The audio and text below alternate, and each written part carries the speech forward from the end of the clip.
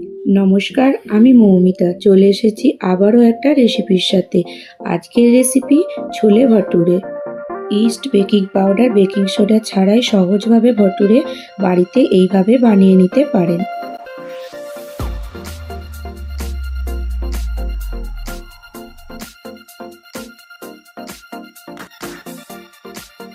প্রথমেই একটা কুকারের মধ্যে নিয়ে নেব 250 গ্রাম ভিজিয়ে রাখা কাবলি ছোলা।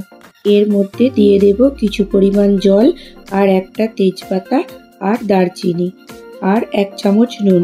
এইবারে কুকারের ঢাকন লাগিয়ে 4টে সিটি দিয়ে নেব। 4টে সিটি ওঠার পরে ঢাকনটা খুলে দেখে নেব ছোলাটা সিদ্ধ হয়েছে কিনা। ছোলাটা এখানে সিদ্ধ হয়ে গেছে। এইবারে একটা কড়ার মধ্যে নিয়ে নেব সাদা তেল আর 1/2 চামচ গোটা জিরে আর কিছু কারি পাতা। এবার এর মধ্যে দিয়ে দেব 1/2 বাটি পেঁয়াজ বাটা। পেঁয়াজটা একটু নেড়ে নিয়ে দিয়ে দেব এর উপরে 1 চামচ আদা রসুন বাটা। এইবারে মশলাটা ভালো করে ভেজে নেব। পেঁয়াজটা ভালো করে ভাজা হয়ে গেছে। এর মধ্যে দিয়ে দেব 2টো বড় সাইজের টমেটো বাটা। টমেটো ভালো করে কষা হয়ে গেলে দিয়ে দেব কাশ্মীরি মির্চ, হলুদ গুঁড়ো, ধনে গুঁড়ো, জিরে গুঁড়ো, লঙ্কা গুঁড়ো। আবারও সব মশলাগুলো ভালো করে কষিয়ে নেব। এখানে মশলাটা কষা হয়ে গেছে। এর মধ্যে দিয়ে দেব 1 চামচ চানা মশলা আর কস্তুরি মেথি।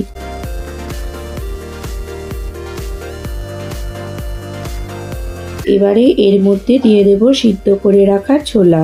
ছোলাটা ভালো করে মশলার সাথে মিশিয়ে নেব। মিশিয়ে নিয়ে দিয়ে দেব স্বাদ মতো নুন। একটা ঢাকন লাগিয়ে 10 মিনিট লো ফ্লেমে রেখে দেব। 10 মিনিট পর ঢাকন খুলে নেড়ে নেব। চানা মশলা রেডি হয়ে গেছে। ধনেপাতা কুচি দিয়ে নামিয়ে নেব। ভটুরা বানানোর জন্য নিয়ে নিয়েছি এখানে 2 পিস ব্রেড। ব্রেডের সাইডগুলো এইভাবে কেটে বাদ দিয়ে দেব। 1/2 বাটি দুধের মধ্যে ব্রেডটা ছোট ছোট টুকরো করে ভিজিয়ে দেব। একটা পাত্রের মধ্যে নিয়ে নেব 1.5 বাটি ময়দা, নুন আর 1/2 চামচ চিনি। অল্প একটু তেল দিয়ে ভালো করে মিশিয়ে নেব। ভিজিয়ে রাখা ব্রেড দিয়ে ভালো করে মাখিয়ে নেব।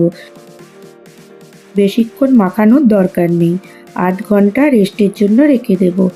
আধ ঘন্টা রেস্টের পর এখানে ডো রেডি হয়ে গেছে।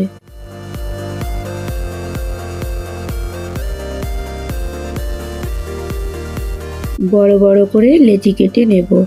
লেচি কেটে নিয়ে একটু মোটা মোটা করে বেলে নিয়ে ভেজে নেব। ফুলকো ফুলকো ভটুরা রেডি। এইভাবে খুব সহজেই বাড়িতে বানিয়ে নিতে পারেন ছোলে ভটুরে। রেসিপি ভালো লাগলে চ্যানেলটিকে সাবস্ক্রাইব করতে ভুলবেন না।